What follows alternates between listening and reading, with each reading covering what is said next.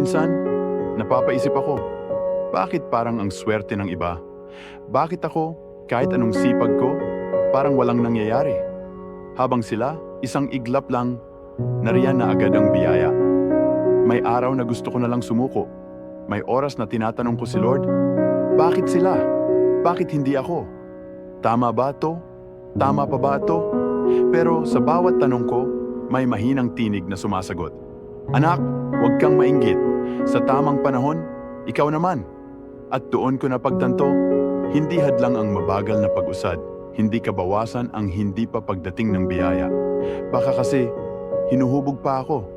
Baka kasi, mas malaki pa ang plano niya para sa akin. Baka kasi, hindi pa ngayon, pero tiyak na darating. Kaya ngayon, natuto akong ngumiti kahit walang dahilan. Natuto akong magsikap kahit walang papuri. Natuto akong maghintay, hindi nang nakaupo kundi habang gumagalaw.